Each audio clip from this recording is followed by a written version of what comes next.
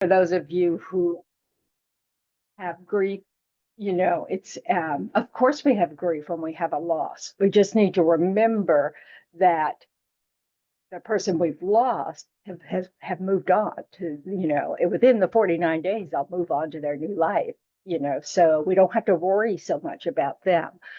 We have to, but we still experience a loss. We don't have to feel ridiculous about feeling a loss. I mean, it's sad for us, but it's, but if we do what we can to help transition it to a good rebirth, that's great. So we can take care of them. All right, I think to God, screen. You can leave the title, please.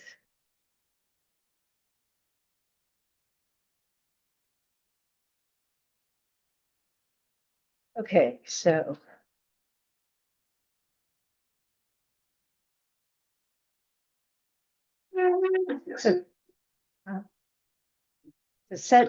try to set a motivation.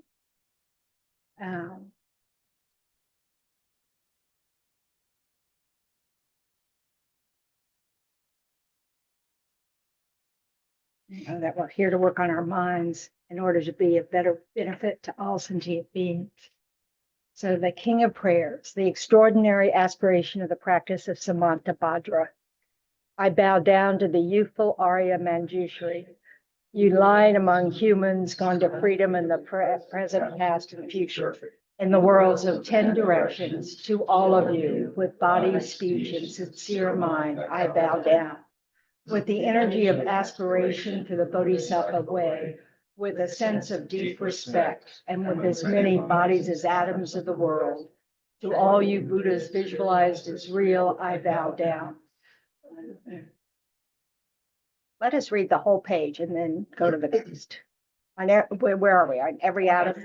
On every atom are Buddhas, numberless as atoms, each amidst a host of bodhisattvas. And I am confident the sphere of all phenomena is entirely filled with Buddhas in this way. With infinite oceans of praise for you and oceans of sound from the aspects of my voice, I sing the breathtaking excellence of Buddhas and celebrate all you who are bliss. Beautiful flowers and regal garlands, sweet music, scented oils and parasols, sparkling lights and sublime incense, I offer to you, victorious ones. Fine dress and fragrant perfumes, sandalwood powder, heaped high as Mount Meru, all wondrous offerings in spectacular array, I offer to you, victorious ones. With transcendent offerings, peerless and vast, with profound admiration of all the Buddhas, with strength of conviction in the Bodhisattva way, I offer and bow down to all victorious ones.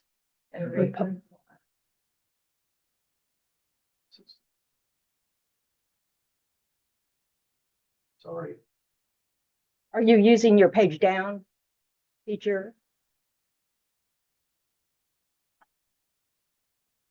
Victorious ones, every home collection. Yeah. Okay, I wouldn't use the mouse so much as maybe the page down on your keyboard. Okay, if I make it fit to oh, okay. No, you don't have to do that. But anyway, Can you read that? no. Okay.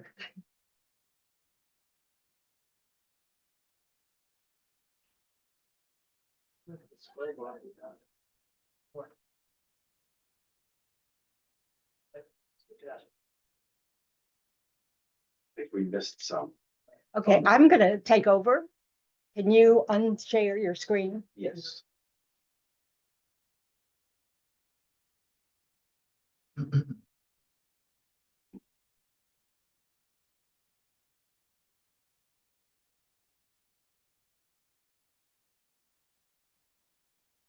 What page did it start on? 249? 249.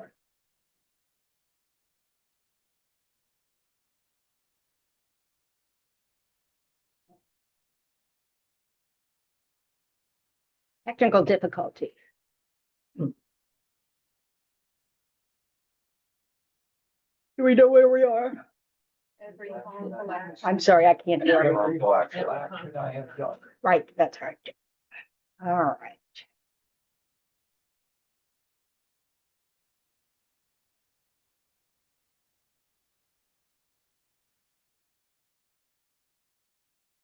All right. Every harmful action I have done with my body, speech, and mind, overwhelmed by attachment, anger, and confusion, all these I openly lay bare before you. I lift up my heart and rejoice in all the positive potential of the Buddhas and Bodhisattvas in 10 directions, of solitary realizers, hearers still training, and those beyond, and of all ordinary beings. You who are the bright lights of worlds in 10 directions, who've attained a Buddha's omniscience through the stages of awakening, all you who are my guides, please to turn the wheel of Dharma. I earnestly request you who may actualize parinirvana, please stay with us for eons, numberless as atoms of the world, for the happiness and well-being of all wanderers in samsara.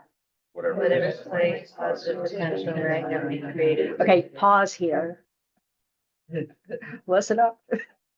So when we get to this last line, we dedicate all this for the full awakening of Luciana and Alejandro. Whatever slight positive potential I may have created by paying homage, offering, and acknowledging my faults, rejoicing and requesting that the Buddhas stay and teach, I now dedicate all this for the full awakening of Luciana and Alejandro. May you Buddhas now living in the worlds of 10 directions and all you gone to freedom in the past, accept my offerings.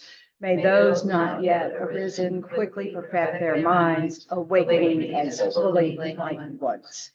May all the worlds in 10 directions be entirely pure and vast. May they be filled with bodhisattvas, surrounding Buddhas gathered beneath a Bodhi tree.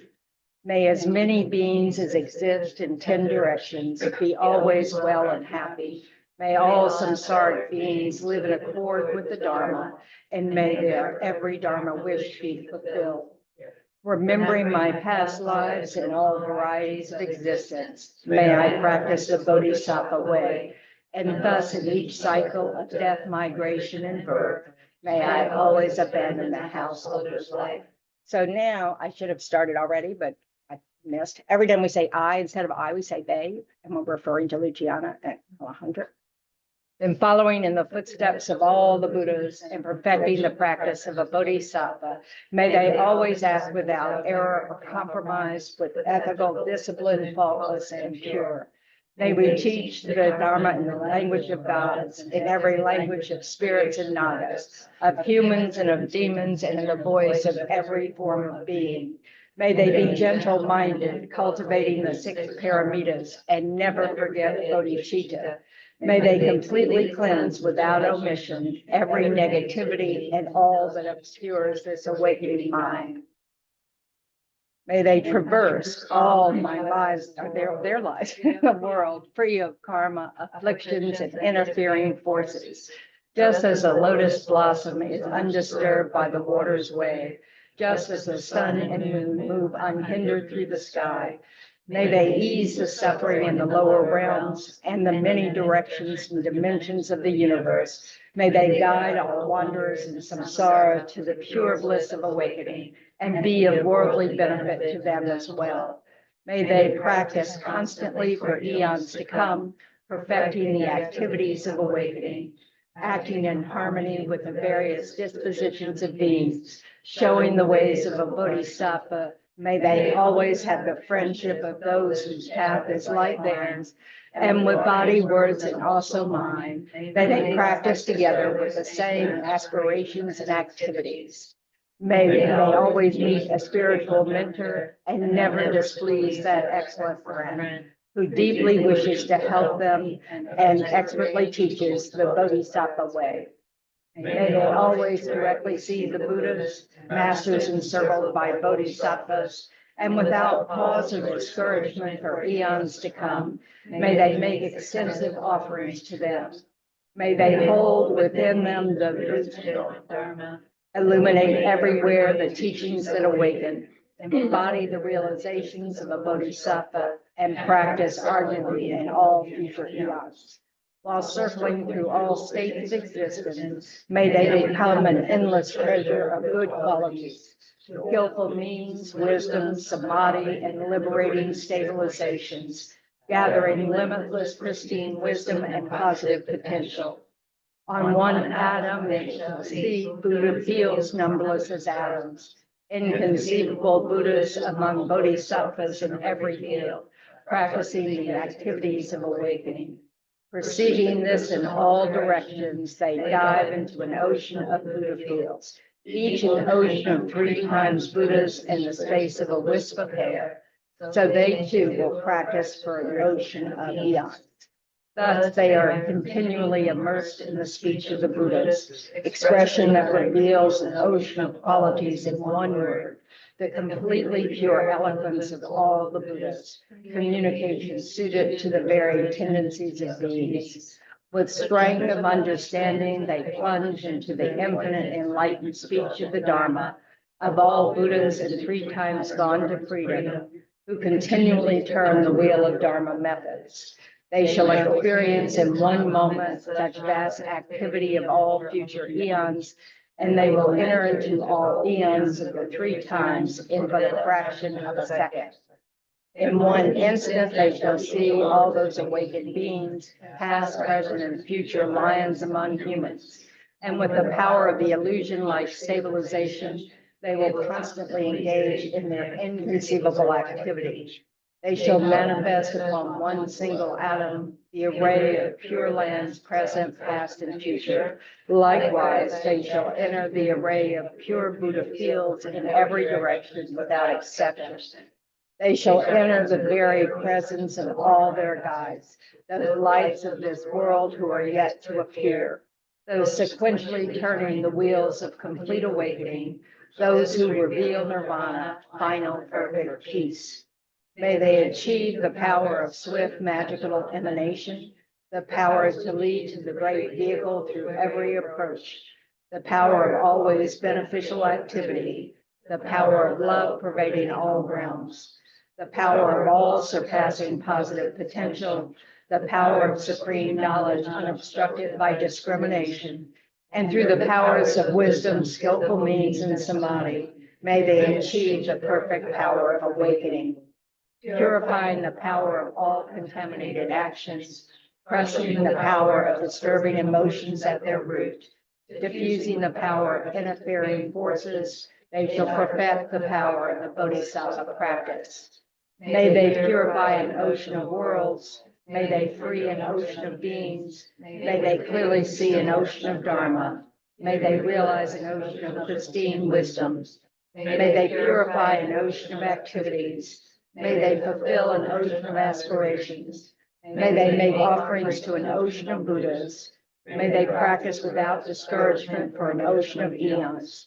To awaken fully through this bodhisattva way, they shall fulfill without exception all the diverse aspirations of the awakening practice of all Buddhas gone to freedom and the 3 times everywhere, in order to practice exactly as the wise one called Samantabhadra all wants good. The elder brother of the sons and daughters of the Buddhas, they completely dedicate all this goodness. Likewise, may they dedicate just as a skillful Samantabhadra with pure body, speech, and mind, pure actions, and pure Buddha fields. They shall give rise to the aspirations of Manjushri, for this bodhisattva practice is all embracing good, to perfect these practices without discouragement or pause in all future eons. May their pure activities be endless, their pure good qualities boundless, and through abiding in immeasurable activity, may they actualize infinite emanations. Limitless is the end of space, likewise limitless are living beings. Thus limitless are karma and afflictions, by their aspirations reach being limitless as well. One may offer to the Buddhas all wealth and adornments of the infinite worlds in 10 directions, and one may offer during eons numberless as atoms of the world, even the greatest happiness of gods and humans. But whoever hears this extraordinary aspiration and longing for highest awakening gives rise to faith just once, creates far more precious positive potential. Those who make heartfelt aspiration for the Bodhisattva way will be free of all lower rebirths, free of harmful attachments, and will quickly see Amitabha infinite light. And even in this very human life, they will be nourished by happiness and have all conducive circumstances without waiting long. They will become like Santamadra himself. Those who give voice to this extraordinary aspiration will quickly and completely purify the 5 boundless harmful actions created on the power of ignorance. Blessed with supreme knowledge, excellent body, family, attributes, and appearance, they will be invincible to vast interfering forces and misleading teachers, and all the 3 worlds will make offerings. Going quickly to the noble Bodhi tree and sitting there to benefit sentient beings, subduing all interfering forces, they will fully awaken and turn the great wheel of Dharma. Have no doubt that complete awakening is a fully ripened result, comprehended only by a Buddha, upholding in mind by teaching, reading, or reciting this aspiration of the Bodhisattva practice. In order to train just like the hero Manjushri, who knows reality as it is, and does that Mantabhadra as well, they completely dedicate all their goodness just as they did. With that dedication, which is praised as greatest by all the Buddhas gone to freedom in the 3 times, they too dedicate all their roots of goodness for the attainment of the Bodhisattva practice. When the moment of death arrives, by eliminating all obscurations and directly perceiving Amitabha, they go immediately to here we should say we, just to make it even more complicated. So, okay. All right. Having gone to sleep, Bhatti, may we actualize the meaning of these aspirations, fulfilling them all without exception, for the benefit of beings for as long as this world endures. Born from an extremely beautiful, superb lotus in this joyful land, the Buddha's magnificent mandala, may we receive a prediction of our awakening directly from Buddha Amitabha. Having received a prediction there, may we create vast benefit for beings throughout the 10 directions, with a billion emanations by the power of wisdom. Through even the small virtue we have accumulated by offering this prayer of the Bodhisattva practice, may all the positive aspirations of beings be fulfilled in an instant. Through breeding limitless positive potential by dedicating this prayer of Samantabhadra's deeds, may all beings drowning in this torrent of suffering enter the presence of Amitabha. Through this king of aspirations, which is the greatest of the sublime, helping infinite wanderers in samsara, through the accomplishment of this scripture dazzling with Samantabhadra's practice, may suffering realms be utterly emptied of all beings. Thank you very much.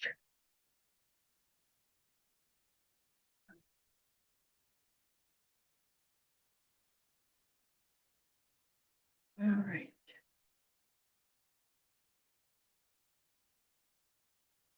Water break.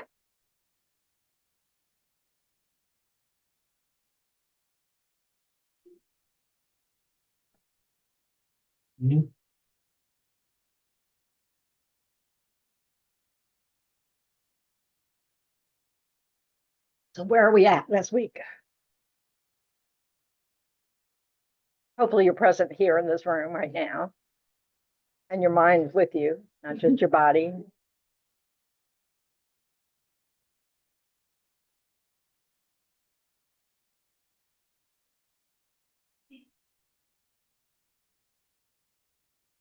How are you, John? Great. I'm good. Good enough. Good to see you. Thanks for stopping by.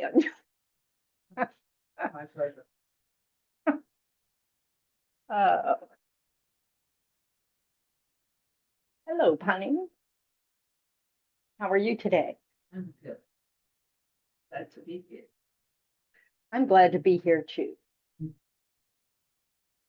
That's an important way to start your day. Oh, I woke up again with hands and fingers and human attributes. This is a good start for the day.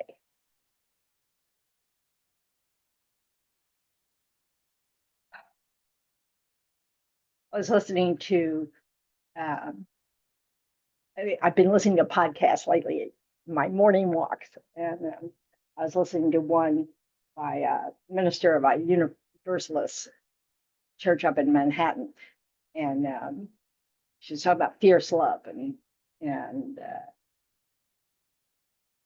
it was nice. You know, it was just this reminder. She was talking about how love doesn't tolerate injustice. You know, love does not tolerate lying. Love does not, you know, it was an interesting take on what does it really mean to love. And of course, we're not talking about not tolerating a person who lies or not tolerating a person who is unkind or whatever. It's about that. That doesn't mean, just like in Buddhism, when we say, you know, that compassion has to have wisdom. You know, we don't want to be compassionate. We don't want to turn compassion into this action of just letting someone do whatever they want, or, you know, treat you any way they want. You know, that we have to have wisdom in our compassion. That so that when we recognize that someone is suffering and we want them to be free of that suffering, it doesn't mean we just give them whatever they want. That's not necessarily compassion. In fact, it's rarely compassion. That follow? So that's the same, to me, that's the same thing that this woman was saying about love, is that, and actually in Buddhism, we talk about how when a positive state of mind arises, a correct state of mind once you're free of ignorance and all that, so, that all the good qualities arise. So with wisdom, there's always compassion, love, kindness, generosity. And if you really think about it, that makes perfect sense.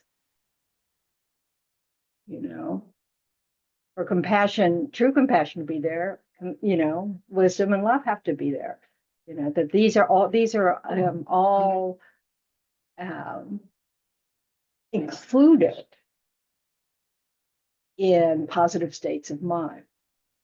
Now, they're only perfected in Buddhas, you know, so we may not be there yet, but it's this reminder that when we, you know, like when we're trying to cultivate compassion and we generate a mind of compassion, or at least a similitude compassion, that mind doesn't coexist with anger or hatred or, you know, other, you know, negative states of mind.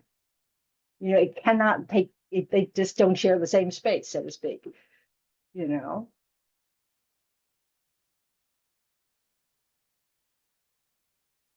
So whenever we have just even the briefest moment, uh, wisdom or love or compassion, kindness or generosity or patience, all those negative states of mind, and it cannot be present as well.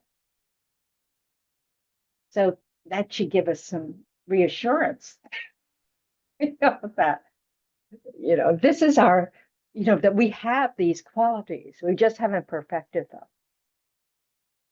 But it doesn't mean that when we're being kind, passionate, and loving, and patient, it doesn't mean that we just put up with whatever is happening. It doesn't mean we don't fight injustice. It doesn't mean we're not, you know, we don't have a voice for things. But it's understanding again that you can judge actions, but be careful about judging people.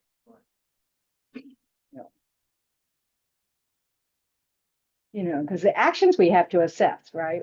And we may be wrong in our assessments. Sometimes we think we know what we're talking about, we don't. But it's when we go that next step, and then this is what we do: we personify that negative action and make that the person. And that's a mistake. There's no wisdom when we do that. That's coming from ignorance. So, yes. Does that hold for also for words? The words, I'm sorry, you have to explain that further. The actions. Judging someone's speech, Yeah. that's an action. We have actions of body, speech, and mind. Till we can read minds, we can't judge people's minds. We can judge our own though. So, but speech and actions of body are something that we have to assess. We have to decide, do I want to follow that person's behavior? Do I want to act like them? Do I want to speak like them? Blah, blah, blah. It's good. That doesn't mean we necessarily correct others. You might correct your children or suggest a different way of presenting something, and we can ask adults not to speak to us a certain way. Yeah. Trying to change the perspective when I notice a bias, a judgmental mind that comes up. So if somebody comes up and I see something and I start judging that person, immediately I go like, okay, when do I behave like that? When I have behaved like that, and that changed the whole perspective, because now the person is out of my mind, and now I'm observing my behaviors. Where do I fit that? Yeah. And where did I do that in the past, or could have done in another life, or whatever? This is where understanding the idea of karma helps. Is that if someone is acting in a way towards you that is, negative or good, either way, you can look into yourself and say, when have I acted like that? According to karma, we receive what we put out, from past actions. So, things ripen. So we meet someone we immediately dislike. Well, that's not because they did anything. It's because some karmic connection's there, that's ripening at that moment. So but it's such a good opportunity, especially with negative circumstances, to kind of go, if I ever treated someone like this, if I ever, been sarcastic or short-tempered or a know-it-all or, whatever, and it can help us understand, the first of all, like you said, you're putting the spotlight on yourself, your own actions, not on someone else's. But it can also help you understand this inner activity, interdependence, interconnectedness we have with others. And it can make us a little less quick to judge the other person as a whole, put that personification on top of them, as if they're this one thing. Because we're not that one thing, although we do it to ourselves too, don't we? Yeah. When you're talking about karmic connections, with the prayer that we were doing, and like he was talking about, how do you know if there is, or is there always a karmic connection, just a scale? Like, I was listening to Tricycle Talks, and there was everything is Buddha. It's like, well, is there a karmic connection with every single thing? It's just a degree, or is there like a black and white? Yeah, this is hard to kind of understand. Karmic connections exist between all. If we've been around since beginning of time, we've met everybody at some point, in some universe, everywhere. So we have some karmic link with everybody. Okay. Now, what's ripening in this life, is generally, first of all, you have to meet the condition. You have to have had, whatever, you meet the person. Like there might be somebody in this planet that have really terrible karma with, but you don't meet them in this life. So nothing's going to ripen for you with that person in this life, But any interaction we have, it's not new. It's not, like brand new. It is in that life, but it's not like there's no history there. Well, most of our interactions are neutral. Unless we're a really angry person, then we're, nothing's neutral. And that can be a problem. So it's just this kind of like with people that are our friends or that we care about or that we have, like if they're family members, you're born in the same family, that indicates some sort of strong karmic connection. Now, yes, it's by degree. Like I talk to my brothers occasionally. We live far apart from each other. We always have as adults. And, sometimes I talk to him more than other times, but usually it's once a year, every 6 months or something, And it's been like that with, I don't know, since college. So obviously we don't have a super strong karmic connection, in some ways. But of course, if they called me up and needed me, I'd go, So we have enough in that way. So, but so yes, it's by degree. But when someone is yelling at you or, picking on you, you created the cause for that. And not this life, probably. Maybe some past life. Now with our siblings, maybe this life. But yeah. So, but it's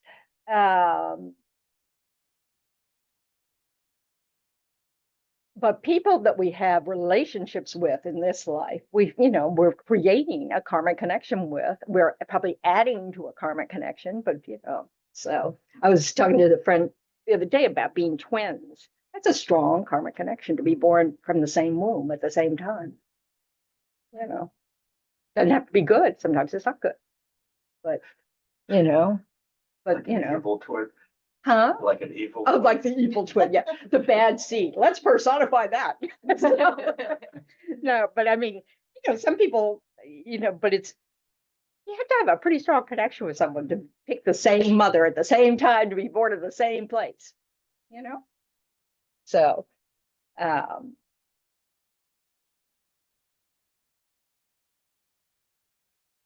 so yes, in some ways you could say, and we are interdependent. We think we're the separate thing over here, going about our business, when actually we're just this great big flow of sentient beings interacting with each other and just, and we've met each other in past lives, we've met, also in all different kinds of relationships. They like to tell the story of the man sitting there eating the fish and, with the little puppy down here wanting to have a bite and, and he goes, oh yeah, well, the puppy was, the wife in the previous life, the fish was, I mean, it's, we can't count on exactly what the relationship's going to be in the next life, or in future, or what they've been. We've been everything. We've reached everything except liberation. All the different states of consciousness that you can reach, but we just didn't, we haven't completed the path. So it's just, so it's not linear. A lot of people like to think that, oh, I've been born human now, that's it, I've got it covered. Well, that depends. So, but being human, having met the teachings, all of these things are great conditions for repeating it in the future. But we just need to remember the teachings at the time of death. We need to remember that, it's not all about me. It's, it's about how I can be of benefit, so you think, how can I make this, good for the people who are losing me, and how can I, look forward to who I'm going to help in the next life. So, and we practice that mindset, before you go to sleep. Oh, well, if this is the last time I go to sleep in this life, may I wake up with the desire to benefit others, no matter where I am. So we can just really have it ingrained in our habit energy to have those thoughts, So it's more likely we'll have that kind of state of mind. And that's a good condition for a good rebirth. So,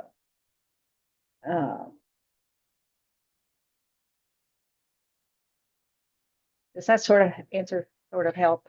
Yeah, the only thing I'm still curious about is the whole everything is Buddha and I wouldn't say that. okay. It was just That wouldn't be my version of how I would describe that. I don't know what tradition that speaker was in. okay. I guess I'm curious about when reading this prayer, like the atoms and everything's Okay, so small. Yep. This is about the fact that enlightened mind pervades everything. Every enlightened mind pervades everything. So there'd be countless Buddhas on every atom.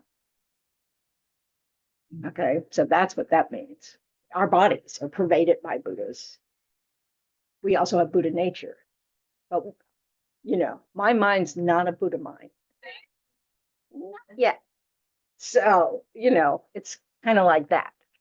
But yes, so that's the idea between, of thinking, because all enlightened minds have no ignorance because they pervade everything. The mind pervades everything. It's kind of implies a body, but, it's a big topic. But what's so cool is we kind of have some clues that our heart, our mind are not limited. You never go, I'm sorry, my heart's full, I can't fit you. That's not going to come up. It's not, it doesn't have a limit. We put limit, we create obstacles through our attitudes of mind, our ignorance, but it's not like, it's as big as it needs to be. And enlightenment means everywhere because it needs to know everything about everybody all the time so it can help us at the first opportunity and every opportunity. There's a Greek philosopher who wrote, from all things, one, and from one, all things. I don't know if that's similar. Well, people talk about, oh, well, it's like we're all going to one consciousness. I don't really say that in Buddhism, because we all have our own consciousness. We have a continuum of consciousness and we have a history. And so all Buddhas have exactly the same qualities and all they're and they experience everything directly. There's no more of this thinking about. They don't have to use their conceptual mind. It doesn't arise because they experience, an enlightened mind experiences everything directly. So, we can't know what that's like until we realize emptiness, because the way you realize emptiness is to experience it directly.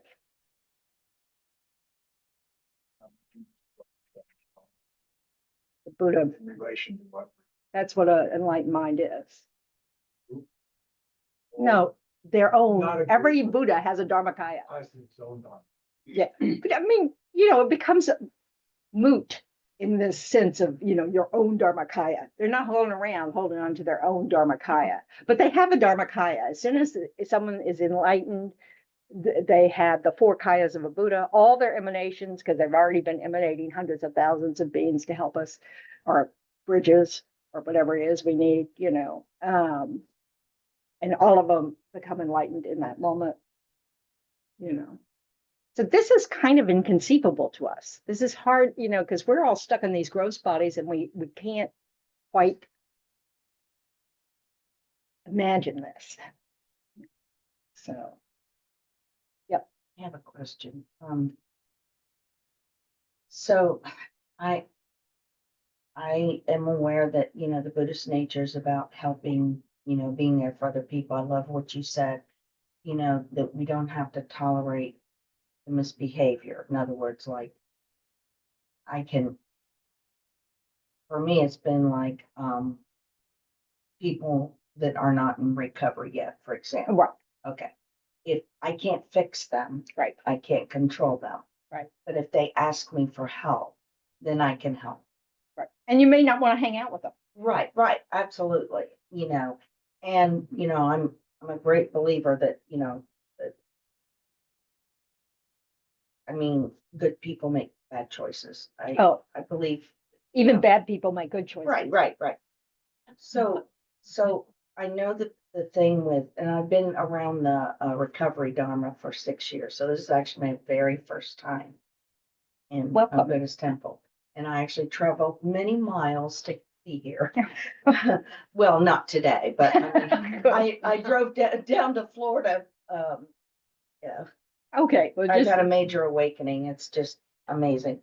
So helping people that suffer, people that reach out, is it a bad thing? So I've gone through this ginormous awakening Okay. in my life. so what's the question? Is it okay for me to take care of myself for a while and experience? Okay, so that? this is, But this, still, like, okay, don't keep talking. okay, Okay, so this is, they're not separate things.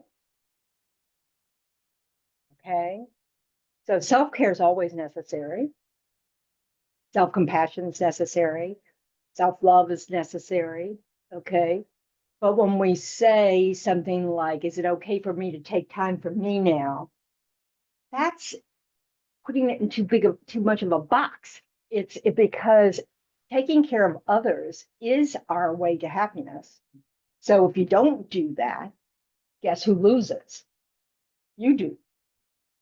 Doesn't mean how and which you're helping, because we need to have self-care so that we are restored, refreshed when we're, you know, interacting with others, so and there's nothing wrong with vacations, and there's something called the power of relinquishment, where you rest from, like after I don't know, like someone who goes into the burning building needs to rest. The firefighters need downtime, which is why they have downtime.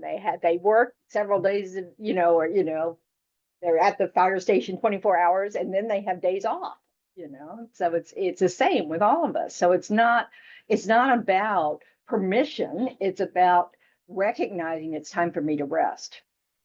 But even in our rest, we want to be mindful of others. We don't, it's not like we want to go on vacation and treat everybody like they don't count.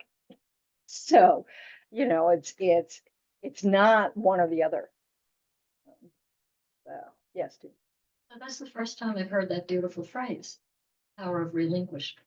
Oh, yeah. Yeah, so to elaborate on that, are there particular attributes or considerations one should have to define relinquishment? I'm looking it up for you.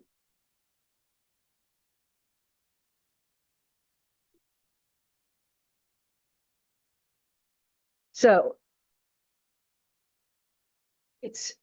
let me look it up because I get it wrong. So anyway.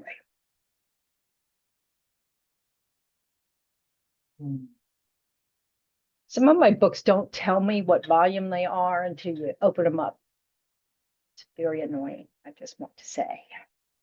Not that the electronic book has choices in the matter.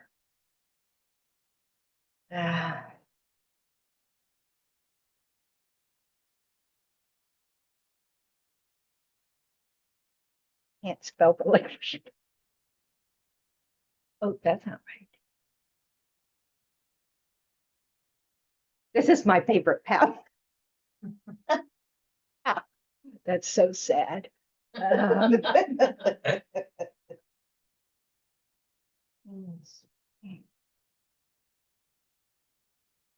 Comes in like there's the power of aspiration, the power of steadfastness.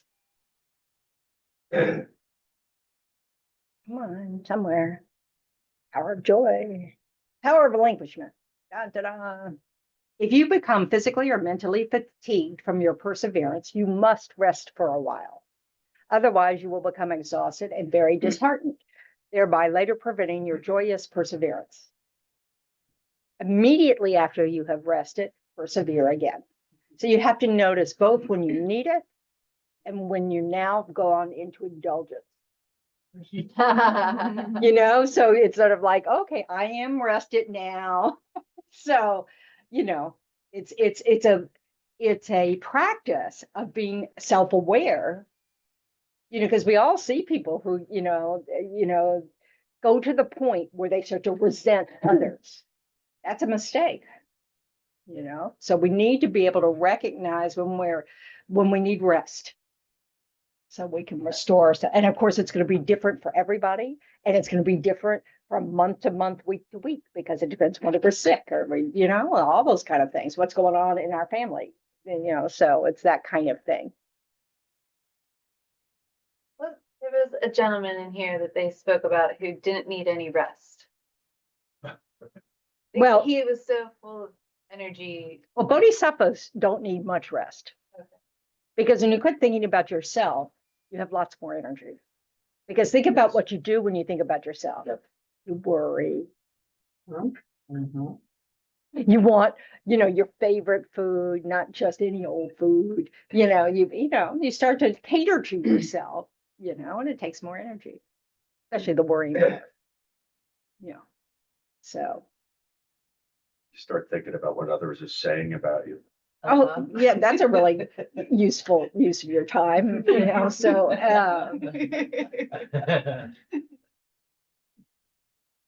Excuse me, on the radio today, I found out about how chicken farmers have much in common with Buddhism. Right now, they have the bird flu, and so as a group, they are trying to find out best practices, how to keep their chickens happy and alive. And so it's the best practices. That's what we're doing in Buddhism. We're looking for best practices, how to manage our lives. that's right. And he says, so he goes, this is Lama Tsongkhapa, by the way. This is from the Lama Chenmo. But I always try to find his picture because it used to be open this side, but it's over that side, the yellow hat. So he's one of the major teachers in this tradition of Buddhism. It says, this is about how to joyfully persevere. This means joyous effort, this kind of thing. Do not overexert yourself. You must avoid both being overly intense and being overly relaxed. So make your effort continuous like a river. So.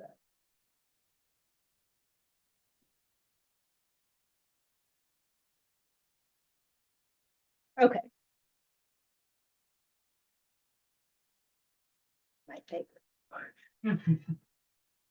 It was such a relief when I saw this power, because when I was back when I was studying this and studying all these things, and we had to memorize an awful lot of stuff. And when I would in every list, like in the 37 aspects to enlightenment, every list that I would forget something was always joyous effort. So then I got good at knowing, well, it's probably joyous effort that I've left out. So, and apparently the word joy isn't in the phrase that they translate as joyous effort. It's just really effort or diligence or perseverance, persistence, that kind of thing. I don't know, some teacher somewhere decided, let's throw some joy in. But so anyway, it was just a relief. We really do have to self-monitor. It's in all the teachings about everything. It says start with yourself. You're cultivating compassion, start with yourself. Cultivating affection, start with yourself. It's, all of this stuff, we have to, come from a good place, So if you haven't been good at self-care, then you need to look at how you've taken care of your best friends and emulate that for yourself as well. So, yeah. I find it so much easier to take care of others than myself. Mhm. Is there a reason for that? Well, we could say part of it is a good quality of wanting to help others. So don't ever ignore that part. Don't think that, oh, it's so much easier, blah, blah, blah. No, it's just probably because you've been taught not to do it. We live in a society, we get, on one hand, we're told always to, indulge our, get out your credit card and go have a good time. On the other hand, we're also taught a lot of messages as children about don't be selfish, don't be mean, don't take, don't brag, I don't know, I can't think of them at the moment. But so we also have a habit of not being self-aware enough to realize I need to also take care of myself. There's a limit to my capacity. There's no limit to a Buddha's capacity. They don't get tired. Bodhisattvas, there's very little limit to their capacity. So they don't get tired. We get tired because we don't have those kinds of minds that, we exhaust ourselves with our worries and our trying to decide what to do, and all this kind of stuff. And we don't know much, so we just, we stumble along. And often we forget that we also have to, refresh and restore ourselves. That's really important. We just need to recognize when now we flipped over to like, okay, I really don't need, 3 months of vacation. Not that we get that in this country, but it's a matter of being able to pay attention. So we could go, because we learn, don't we? Like we decide, oh, I'm sorry, I can't do that right now. Whatever reason we give. And then we don't do it. We don't help someone when they asked, and we kind of go, well, I probably could have done it, so we learn. And other times we do something, we go, wow, I have way overdone it. And, so we learn. And it's not always going to be the same. We have to be flexible. But mostly we have to notice. If we notice, then we'll know, oh, I need rest now.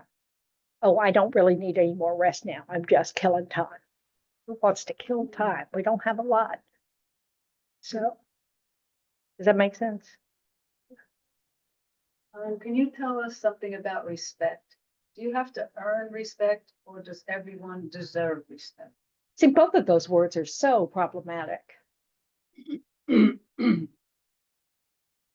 had a conversation with someone and she was saying like, well, I'm not gonna talk to that person. I deserve respect. Then I was thinking, you have to give respect to get respect, and I don't know. Yeah. And see, this is why we're exhausted. Yeah, because we go round and round and round and round and round. This goes back to what we were saying in the beginning, that it's not like we have to tolerate disrespect. We can choose, I'm not hanging out with that person because they're not very nice to me. But we always start with respect. It's His Holiness says, he meets everybody and he just is a friend. That's starting from a place of trust. And so we this is a human being who struggles just like we do. Not going to have perfect behavior. I mean, when's the last time you had perfect behavior? It's not, and we don't all talk. I mean, I had a really good friend who was from Buffalo, New York, and I'm a Southern person, raised in the South, always stuck in the South because I apparently like hot, humid weather. So when, like if I invited her to something, she'd just say no. And I was really offended. It's like, and finally she says, I don't know about you Southerners, you always have to come up with some long reason. Oh, I'm sorry, I really can't do that this week because blah, blah, blah, blah, blah. And she just could say no. So it took me a while to learn that she wasn't meaning any disrespect at all. It was just how she communicated, And when you live with people from other countries, you start to realize we don't all communicate the same way. We have different cultures, different styles, different blah, blah, blah, blah, different lessons we've learned. So if you come from a place that is respectful, because this is another human being, I mean, our pet, that is a good place to start. Now, can someone lose your trust? Yes, of course. You know. But we have to then go, don't superimpose. This is an untrustworthy person all the time, 100%, 365 days a year, blah, blah, blah, blah, blah. Because that is a story you're making up.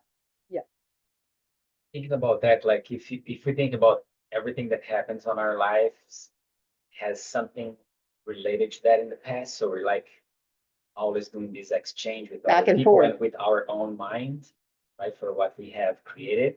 So like if somebody is disrespecting you, that person has at some point been disrespected in the past. And they have a bridge to cross there, but they're not knowing Now, how and to guess who cross that bridge. disrespected them? And now if we disrespect them because they disrespect us, instead of helping them to cross that bridge, we just keep Yeah, but kicking don't the put it on cycle them. going to bed. They're just disrespecting you because you disrespected them in the past. That too, yeah. No, they're not that too. That's the reason you're experiencing it. Is you created the cause to be disrespected. And Venerable Rita says it's the same person. You know, it's just a different, you know, past life. So, you know, so we can't remember it, but it's not separate from us at all. This is how karma ripens, you know? So, you know, it's just so important to remember that our job is to work on our mind. Okay. Our job is not training others until we know a lot more. Yeah, that sense on like on looking at myself on like how can I break It's this exactly cycle? what you said. Yes. You know, Yeah. And so responding to disrespect in a respectful way is always a good choice. And having compassion is always a good response. You know, I mean, your head, not, you know, it's not like you have to say something, you know, like, oh, you must really be suffering if you would say that to me. Well, yeah. So you're reading minds now. So, That would only incite that person, I'm sure. yeah. well, it would incite me, Yeah. I think- you know, so, you know, and if it would incite me, you know, that's not saying a lot.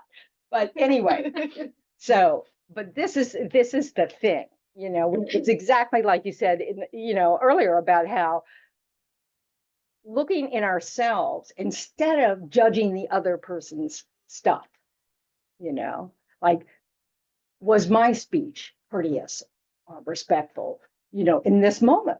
You know, did I say something? You want to reflect to see if because that's the only way we can correct our own habits, you know. You know, so sometimes we're dismissive without realizing it, or we're sarcastic without realizing it, or we're just, you know, we're mindless, you know.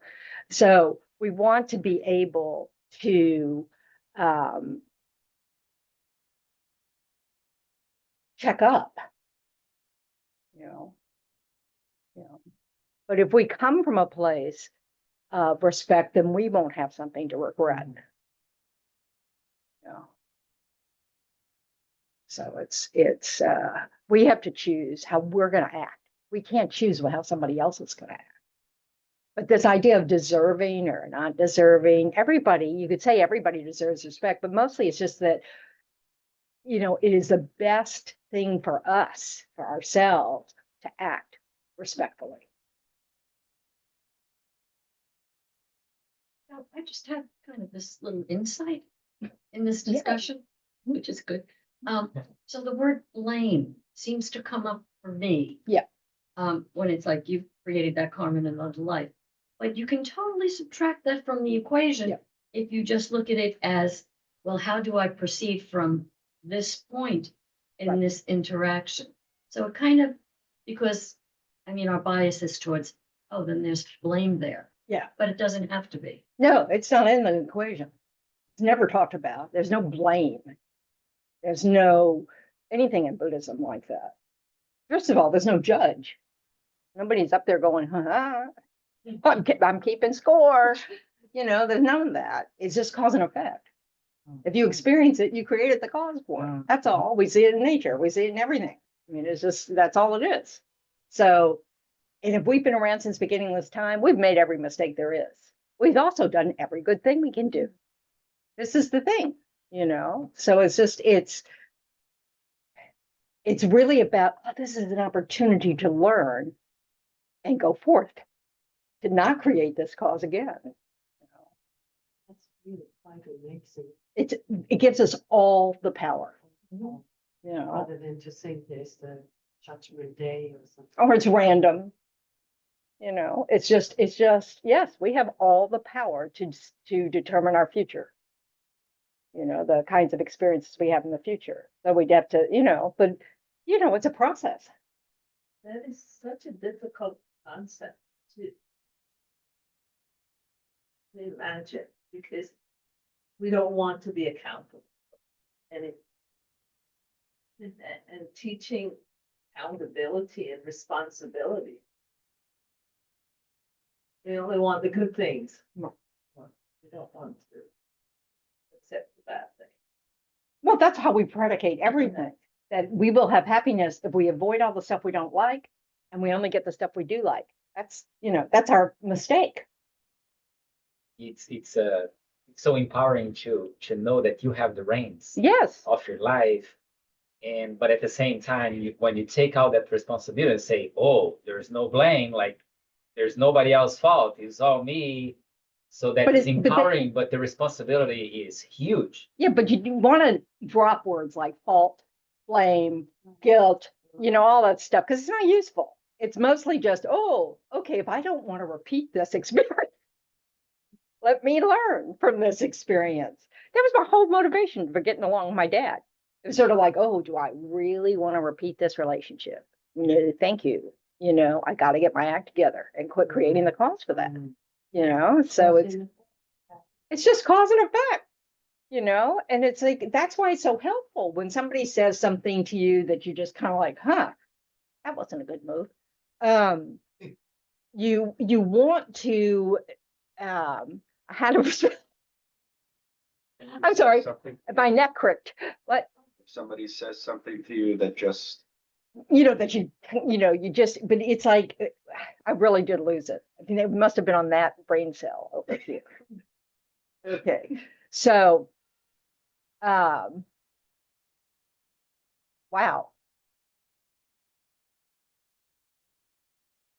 What were we talking about a second ago? Somebody actually, you don't engage on that. I think that's where you go. Well, yeah, you don't need to engage in that, but I really just lost that train of thought. Okay. Well, again, replacing these words like blame and Yeah. taking responsibility with the words of cause and effect. To me, just when you say It's that, just cause it and just- effect. the light went off, and Yeah. it's quite amazing to understand that. And this is where the things like self-forgiveness and self-compassion, all the stuff matters, because we are not Buddhas yet. So we make mistakes. So of course we've created causes to have people not treat us perfectly, because, we make mistakes too. And it's just not, but it's not about, okay, I now have to pack a suitcase full of every mistake I've ever made. It had to be really, really big. Yes. Since the beginning of this time, and we would fill universes, so that would be a problem. But I mean, there's no need for that. It's really about going, I don't want to repeat this experience. And I can make that happen by getting my act together, by my going, oh, don't take this on, this person's not thinking about you. It's just, suffering spewing out of their mouth in this form. And I've done it to them or done to somebody else, blah, blah, blah, and just move on. But instead we feel personally attacked. This is self-grasping. This is that's one of our mistakes, is we think that, oh, how, like when somebody says to you something that you find really downright insulting, so does it make you that? It's that word, what is it our parents told us? Sticks and stones may break our bones, but words will never. Because it's true. Just because someone has that opinion, it doesn't mean you don't check up. Have I been acting like that? I mean, it's always worth a checkup. But then if you kind of go, no, then you let it go. you don't have to make it, somehow like you have to prove to them you're not like that. That's not going to go well.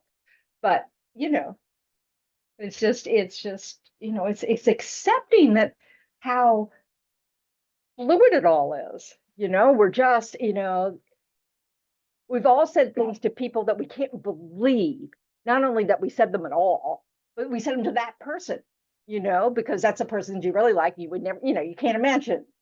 But you didn't feel well, you didn't do it, and then blam, you have this habit and it spews out at somebody, my personal favorite is I almost always get into a big argument with some male in my life that I really, really like, like it's like I just can't, handle it or something, I mean, at every center I've worked at, I've yelled at one person. It's and been a complete jerk, and just been with absolutely zero or minuscule, I mean, zero really provocation, and then I had to sit there for months going, yeah, you really did that. Oh gosh, purification's gonna take a while, but the guilt, because that's our habit instead of just real, I mean, so this is the thing.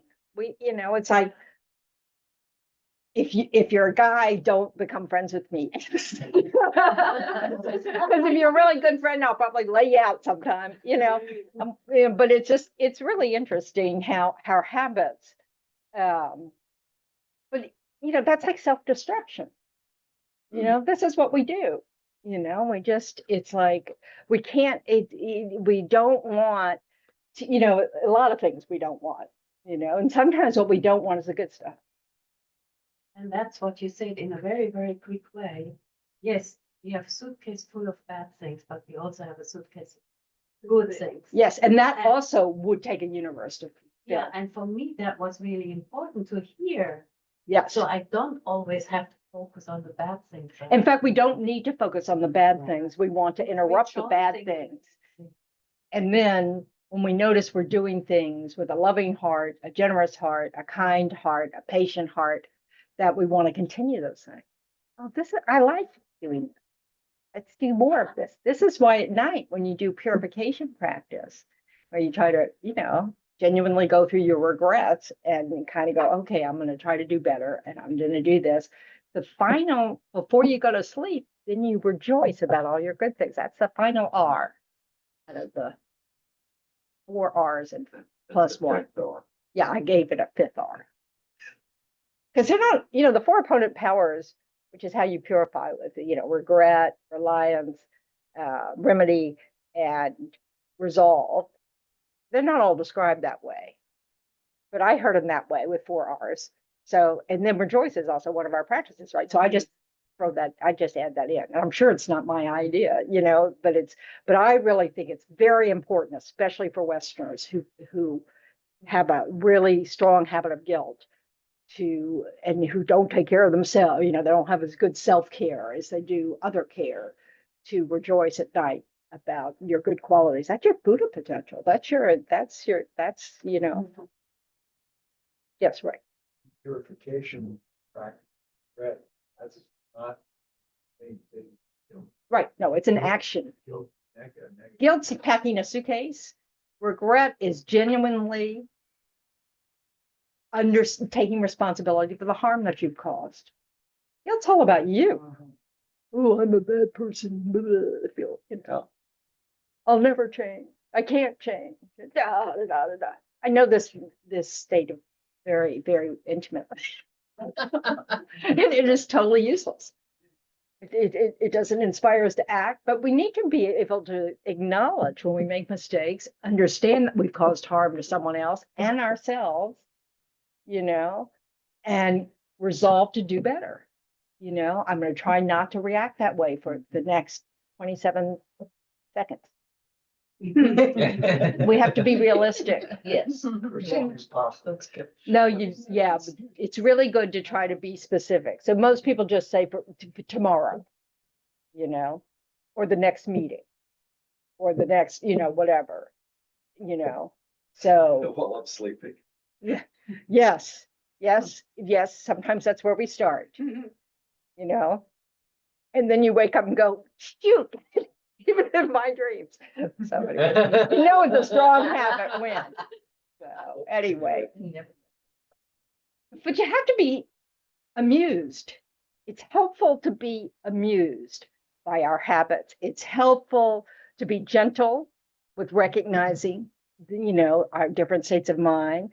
You know, it's because, you know, we have good qualities too. Just because we have not so great qualities, that's from ignorance. That's because we don't really understand how things are. So it's that self-grasping that makes us defend ourselves, that makes us try to be first, all those different things. You know, that's coming from a misunderstanding of how we exist. So we don't um, we don't need to hold so tight to the, you know, to this idea that, oh, you know, we're just bad, because that's that personification of something, and it's a story we make up. You know, we're not all bad. Yes, I love that phrase also, a misunderstanding of how we exist. So this whole thing about, you know, if you're, if you initially perceive that you're being dissed, you know, oh, right. at you know, that's the one I'm working on, because I tend to go to defensive. And like, as you said, to prove that it's not that. I had a friend who had this expression, and I use it all the time, because it allows you to put a space. You just look at it and you say, isn't that interesting? Yes. Yes. And I find that it's like a linchpin for me. Yeah. Because it kind of allows you to be a little objective, because it's so subjective when someone's coming at you. Yeah. And when we come back, Yes. you know, and so, but it's also that it is good. You don't want to ignore what people say to you about, you know, I mean, you want to acknowledge, but, you know, but just with a neutral response, like, well, isn't that interesting? And then you have time to even check, you know, did this remark follow a remark I made? You know, I mean, does it, or is it just, you know, coming from them? So it's just, But by giving them respect, let them know you're paying attention. that's also good. Always good to, and of course, it's not good to go, uh-huh, and not be listening. That's called lying. You know, when we listen, we want to listen. And one of the hardest things that I had to learn to do, that really helped me a lot, was just to say, I'm sorry, I wasn't listening. I want to hear what you have to say. Can you repeat it for me? And just own it. What if you really don't want to hear what they have to say? That's different. But but you have to ask yourself, why don't I care? Mm. Mhm. You know, who are you to not care? Most of the time it's politics. Every day politics, politics, politics, politics. I don't care anymore. Live your life. But what you don't care about is their politics. There's a huge difference between not caring about what, you know, the person than their political view. Because you change the conversation, you know? So it's just, or you can just fess up. I'm sorry, I can't listen to politics anymore. It makes me just crazy. You know? So, I mean, it's just, you know, but it's owning the fact that it's your decision. You know, you're not making me. So it's important, but it's so you try to find something else, find your common ground with people, so you can talk about that instead. You know, and you have to get to know them a little bit to be able to do that. I mean, I have the common ground. It's just constant, you know? Well, yeah, you can say, I just can't listen to politics today. Right. Which I also wanted to ask you about your relationship with your father, or whatever. You said that the relationship, just like, I don't want to repeat this. Right. How do you,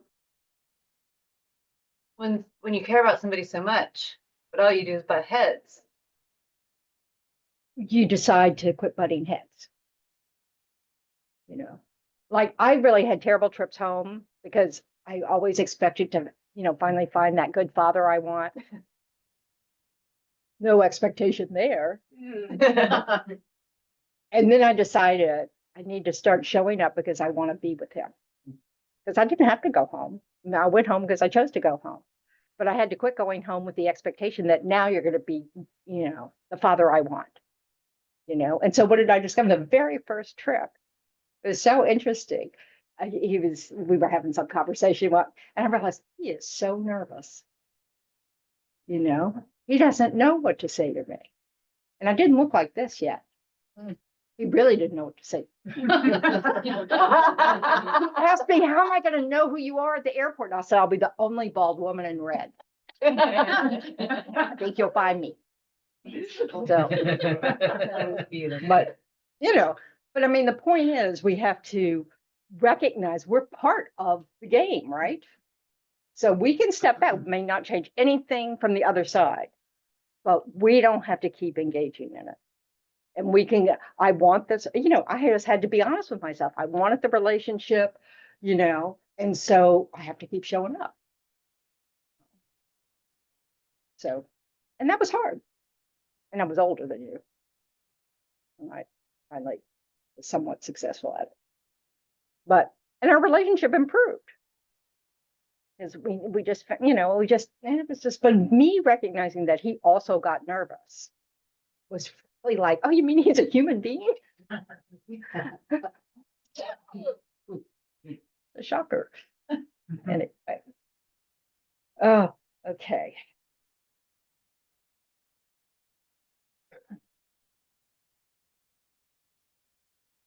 But yeah, when we recognize that we are feeling guilty or feel like we're bad people or whatever, we want to be attuned to that and go, that's not true. I've made mistakes. Yes, that's true.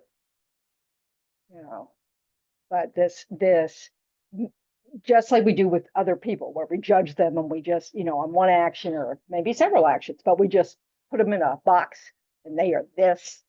When we do that to ourselves, we need to stop it. We need to try to interrupt that habit because that will help us stop doing it to others too. It's not a good mind to practice. It's just cause and effect. And what makes most of our causes is our habit. Not because we are that way. We have the habit of responding impatiently or angrily or defensively or whatever it is. We have these habits. We actually know people who respond always kindly and and we think, oh, they can't possibly mean it. So we have to go, oh yeah, what does that say about me? That I would even think that, but it's just this, but it's habits. So we have to interrupt our habits. We have to understand how powerful habits are and be gentle with ourselves, forgive ourselves, know that we may have to do it 3,000 million times, whatever, to change it. But if we don't notice it, don't try to interrupt it, we'll never change it. So it's worth the effort for yourself, not for anybody else. It's just for yourself. You will be the one who's the biggest beneficiary of it. Because we do regret bad behavior. We do regret, unkind behavior. And we have to live with that. So the more we can go to bed at night thinking, oh, I didn't do that today. Or I thought about, I had a compassionate thought to someone, or I was patient with someone, or I didn't make assumptions about someone, or it feels better. That's why I'm on this path. It's just, I'm a better human being. I feel better. I sleep better,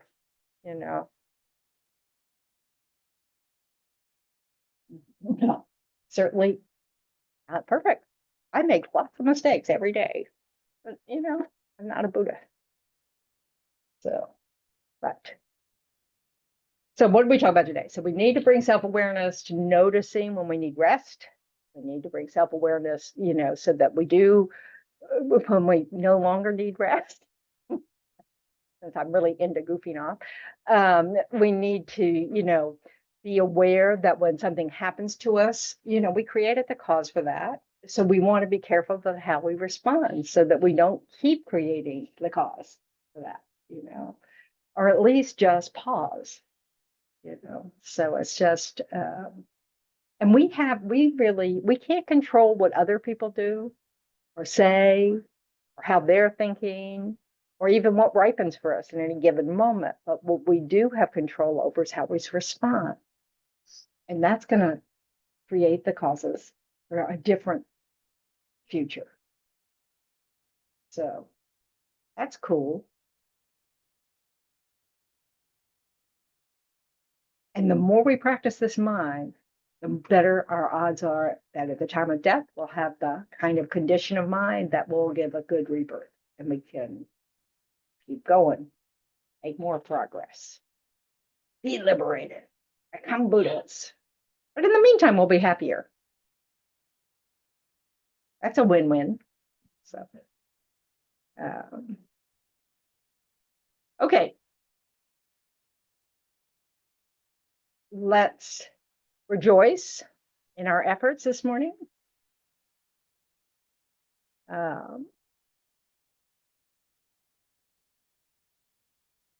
It's really a positive activity to try to work on the way you think, the way you feel. Those are positive things, you know.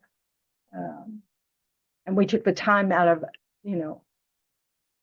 we have only so much time, and we took time out of our lives to do this, and that's a really positive thing. And so from that positive action are positive results. That's the cause and effect. So in the future, we'll experience positive results due to this positive action. So we just want to practice generosity by imagining that, our positive results can benefit others. So that's the idea behind dedicating our merits to others. So on page 246,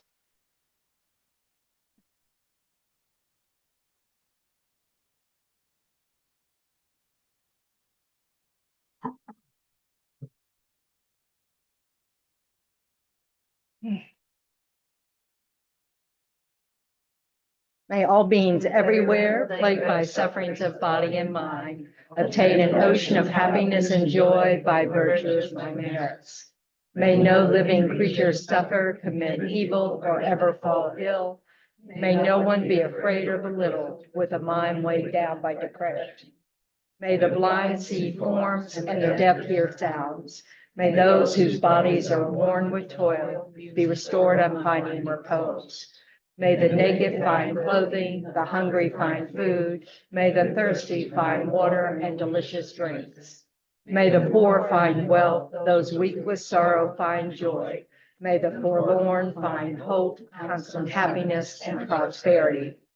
May there be timely rains and bountiful harvests. May all medicines be effective and wholesome prayers bear fruit. May all who are sick and ill quickly be freed from their ailments. Whatever diseases there are in the world may never occur again. May the frightened cease to be afraid and those bound be freed. May the powerless find power and may people think of benefiting each other. For as long as faith remains, for as long as sentient beings remain, until then may I too remain to dispel the miseries of the world. And then the long life prayer for His Holiness on page 244.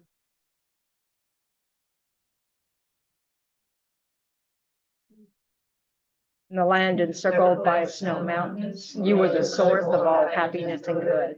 All powerful Chenrezig, Tenzin Gyatso, please remain until samsara ends. And then on page 234. 234, May or may not be there. yeah, hopefully It's not in this one. yeah, find another one. Okay. This is for the swift return of Lama Zopa Rinpoche. Actually, so we can find Lama Zopa Rinpoche wherever he may be. So, fearless teacher and assembly of the children of the victorious ones, Shravakas and Pratyeka Buddhists, victorious Lozan father and sons, along with the lineage masters, all the objects of refuge of infinite lands. Please bestow the virtue and goodness of accomplishing this prayer here and now. Holding and threading the Munis through explanation and practice. You wore the armor of patience that's never discouraged. Incomparable Venerable Guru, to you I make request. while striving single-pointedly for the sake of the victorious one's teachings, the sole gateway through which all benefit and happiness emerge. And from other living beings, you suddenly departed to peace. What a great loss. Nevertheless, through the undeceiving truth of the blessings of the ocean of the three jewels and the great waves of bodhicitta of the children of the victorious ones, may the smile of a reincarnation swiftly beam in glory for portionate disciples. Okay, so